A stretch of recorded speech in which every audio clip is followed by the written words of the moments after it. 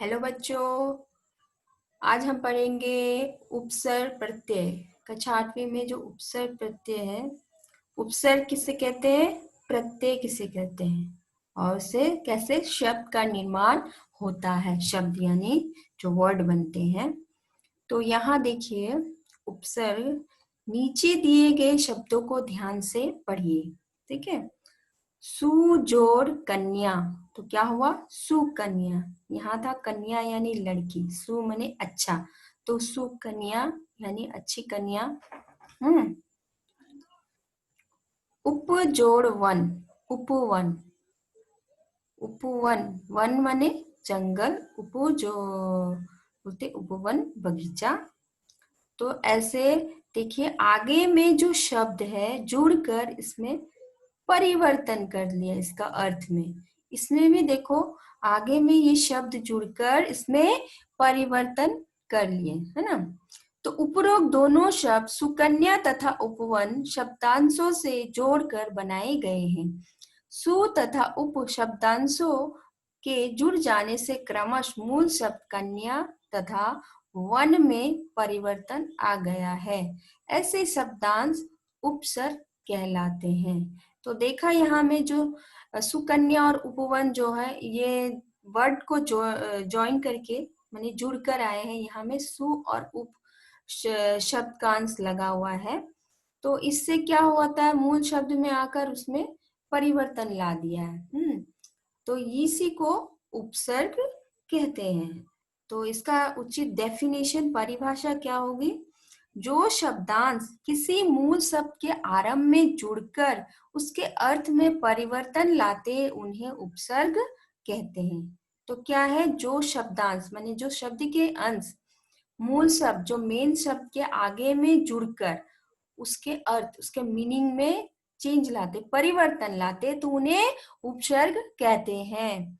जैसे उपसर्ग मूल शब्द, यहाँ देखो निर्मित शब्द, तो उपसर्ग यहाँ उप लगा है जोड़ हार, हार मालूम है उप अलग है, तो दोनों मिलके क्या बन गया, उपहार, नया शब्द का निर्माण हो गया। अ जोड़ प्रसन्न, प्रसन्न यानी खुशी, एक नया जो शब्द के अंश लग गया तो क्या हो गया, अप्रसन्न, माने जो खुशी नहीं होता वो लग गया। तो देखिए यहाँ ऑटोमेटिक नया शब्द बन गया और शब्द के अर्थ में भी परिवर्तन आ गया। यहाँ उपसर्ग मूल शब्द, निर्मित शब्द, जैसे सु शब्दांश है और पुत्र, पुत्र मतलब बेटा मालूम है मूल शब्द, तो ये दोनों जुड़ गया तो क्या हो गया, सुपुत्र, है ना, जो अच्छा पुत्र होता है। सम प्लस मान, तो क्या हुआ, सम्मान, नया शब्द जोड़ गया। यह मान माने किसी को मान देना, लेकिन सम लगे सम्मान, जो किसी ने सम्मान किसी को दिया, तो नए शब्द का निर्माण यहाँ हुआ। तो पता चल गया उपसर्ग किसे कहते हैं, जो शब्द किसी शब्दांश के आगे जुड़कर उसके अर्थ में परिवर्तन लाते हैं तो वो उपसर्ग कहलाते हैं, है ना। जैसे कि उपजोड़ हार, सुजोड़ पुत्र। अब उपसर्ग के भेद। तो हिंदी में उपसर्ग के मुख्य रूप से तीन प्रकार के हैं, इसके तीन भेद है। एक संस्कृत के उपसर्ग, दो हिंदी के उपसर्ग, तीन विदेशी भाषाओं के उपसर्ग। तो यहाँ देखो, संस्कृत के उपसर्ग जैसे अति, अर्थ इसका क्या है, यानी अधिक। तो इसका इससे जो उपसर्ग से बना हुआ, अति से बना हुआ शब्द सब क्या है, अत्यंत, अत्याधिक, अतिरिक्त, अति उत्तम, अतिशय।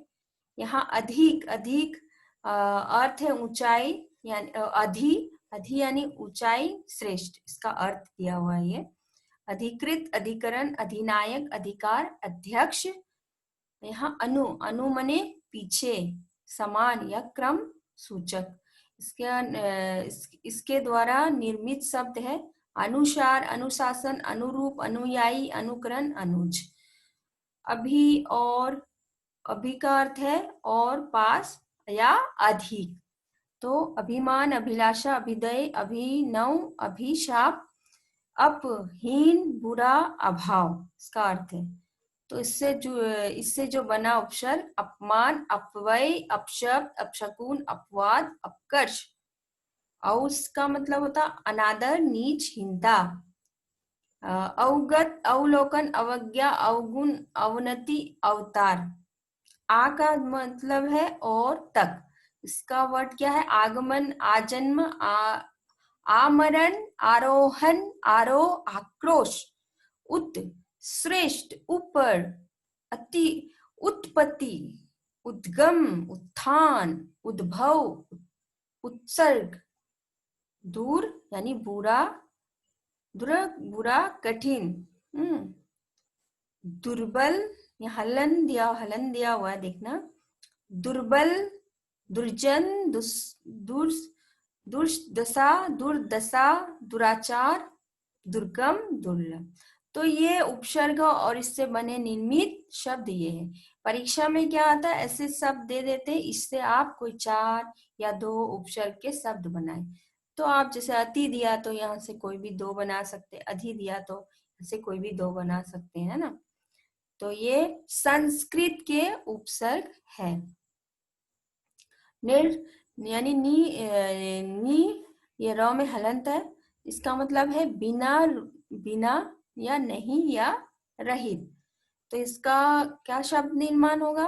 निर्बल, निर्मल, निर्भय, निर्दोष, निर्धन, निर्जन। ये यानी आगे, गति, प्रयत्न, प्रबल, प्रस्थान, प्रयोग, प्रगति, प्रफुल्ल। वि से यानी विशेषता, भिन्नता, विदेश, विशेष, विनम्र, विमुख, विस्मरण। सु से अच्छा, सरल, सुकर्म, सुपुत्र, सुकन्या, सुशील, सुरुचि, सुशांत। प्रति यानी हरेक या बराबरी, प्रतिशन, प्रतिपल, प्रतिदिन, प्रतिपल, प्रतिशोध, प्रत्यक, प्रतिध्वनि। परा यानी उल्टा, इसका मतलब पराजय, पराधीन, पराक्रम, इससे निर्मित शब्द। अब आगे हिंदी के उपसर्ग, वो हमने पढ़े संस्कृत के उपसर्ग और हिंदी के उपसर्ग और अर्थ। अ यानी कभी या अभाव। इससे निर्मित शब्द क्या है? अजर, अमर, अटल, अज्ञान, अशांत, अभिक्षित, अकाल। अन से निषेध, विरोध, अन से निषेध, विरोध, इसका अर्थ है, इसका से शब्द बनेगा अनपढ़, अनदेखा, अनसुना, अनबना, अनजाना, अनहोनी। अधि यानी आधा से शब्द बना है, अधमरा, अधपका, अधकचरा, अधखिला, जो मतलब आधा आधा खिला। उन यानी एक कम। 29, 19, 49, 59, 69। कुस यानी बुरा, नीचता, कुविचार, कुपुत्र, कुकर्म, कुचाल, कुबुद्धि, कुसंग। एक शब्द जुड़ने से कैसे मीनिंग बदल जाता है। विचार और कु लग गया तो कुविचार। सु यानी अच्छा, सुपुत्र, सुअवसर, सुडोल, सुपुत्र, सुविचार, सुदृढ़। स से सात, सबल, सपरिवार, सस्नेह, सविनय। दुर यानी हीन, बुरा, दुर्गुण, दुर्बल, दुर्भाग्य, दुरात्मा। नि से अभाव, निडर, निठल्ला, निहत्ता, निकम्मा। भर से पूरा, ठीक, भरपेट, भरसक, भरमार, भरपूर। अब आ गया विदेशी भाषाओं से उपसर्ग। विदेशी भाषाओं के उपसर्ग में कम यानी थोड़ा, कमजोर, कमक्कल, कमबख्त, गैर, उसका बिना है मतलब बिना अभाव, गैर जरूरी, गैर कानूनी, गैर हाजिरी, गैर मुल्क। ना मतलब कमी, नहीं, नामुमकिन, नामुराद, ना समझ, नाबालिग, नाजायज।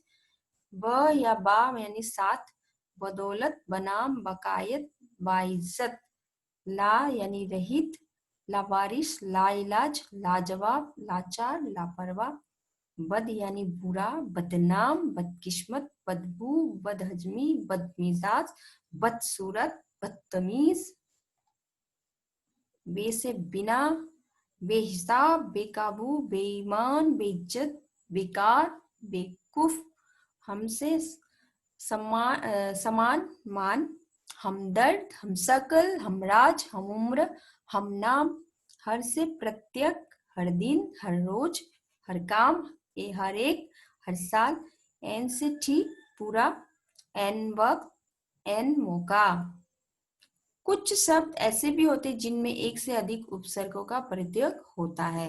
उदाहरण में देखो, असुरक्षा, अ जोड़ सु जोड़ रक्षा, तो असुरक्षा। निराभामिनी, निराभिमानी, निराभिमानी, तो निर जोड़ अभी जोड़ मानी, निराभामनी, निरा निर्भिमानी, निर्भिमानी। पर्यावरण, परि जोड़ आ जोड़ वरण, पर्यावरण। अनुपयोगी, अन जोड़ उप जोड़ योगी, अनुपयोगी। अब आ जाते हम लोग प्रत्यय में। प्रत्यय, देखो नीचे चित्र दिए गए हैं, ध्यान से देखिए। यहाँ चित्र है, चित्र जोड़ कार, ये बनाने वाला है, तो चित्र अलग शब्द है, कार अलग है, तो चित्र जोड़ कार, तो क्या हो गया, चित्रकार। ये पीछे शब्द जुड़ा है। यहाँ दुकान जोड़ दार, तो ये क्या हुआ, दुकानदार। तो आपने देखा है मूल शब्द चित्र तथा दुकान में क्रमशः कार और दार शब्दांश लगकर नए शब्द बनाए गए। कार तथा दार है शब्दांश है जिसका अपना कोई अर्थ नहीं है, परंतु जिस शब्द के साथ जुड़ जाते हैं उसके अर्थ में परिवर्तन ला देते। तो देखा, यहाँ जो दार और यहाँ कार दिया है, ये शब्द का अपना कोई मीनिंग नहीं है, लेकिन ये चित्र और यह दुकान से जुड़कर उसके अर्थ में परिवर्तन ला। जैसे चित्र माने ये एक फोटो है, लेकिन दार कार लगा दिया तो यानी चित्रकार, चित्र बनाने वाला। ये दुकान है और इसमें दार लगा दिया तो ये दुकानदार यानी बेचने वाला है ना।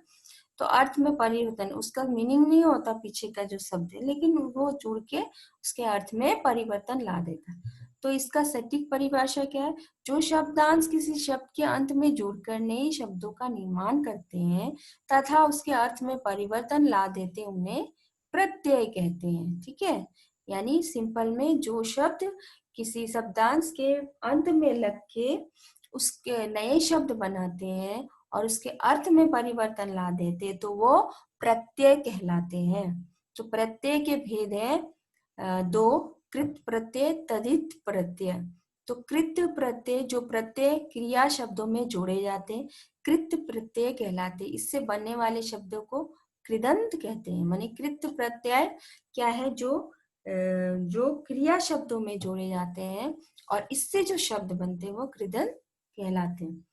तो हिंदी के कृत प्रत्यय क्या है, आई, जैसे पढ़ाई, लिखाई, पुनाई, चढ़ाई, आओ, कमाओ, टिकाओ, बिकाओ, अक्कड़, भुलक्कड़, घुमक्कड़, पियक्कड़, आन से मिलान, उड़ान, लगान, आओ से बहाओ, बचाओ, कटाओ, भराओ, आवट, दिखावट, बनावट, सजावट, लिखावट, आवा, दिखावा, भुलावा, बुलावा, आहट, मुस्कुराहट, हिचकिचाहट, सनसनाहट, घबराहट, आलू से कृपालु, दयालु, श्रद्धालु, झगड़ालू, ई से हंसी, ये बड़ी ई की मात्रा है, बोली, धनी, लालची, इया से घटिया, ये छोटी की मात्रा है, घटिया, बढ़िया, रसोईया, डिबिया, वाला से रखवाला, लिखने वाला, तांगे वाला, चाय वाला, क से लेखक, चालक, पाठक, गायक, त से बचत, पढ़त, खपत, लिखत, वाई से सुनाए, सुनवाई, कटवाई। तो ये पीछे के शब्द है जो जुड़कर अर्थ में परिवर्तन लाते हैं, तो वो प्रत्यय कहलाते हैं।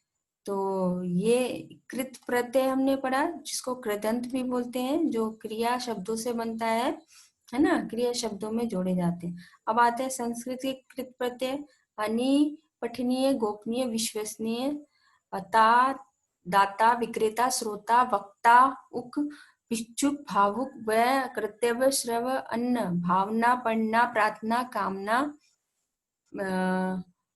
प्रत्यय में आना, सालाना, जुर्माना, नजराना, रोजाना, आनी, जेठानी, पंडितानी, देवरानी, आर से सुनार, लोहार, चमार, आस से मिठास, खटास, भड़ास, इक से नैतिक, मौलिक, भौगोलिक, दैनिक, इन से नमकीन, रंगीन, शौकीन, इला से चमकीला, गर्वीला, नुकीला, बर्फीला, और इला से चमकीला, गर्वीला, नुकीला, बर्फीला, एरा से सपेरा, चचेरा, ममेरा, मोसेरा, कार से कथाकार, नाटककार, कलाकार, वहां पढ़ा था हमने चित्रकार, दार, चमकदार, रसेदार, मजेदार, वाह, 10वां, 5वां, 8वां, 9वां।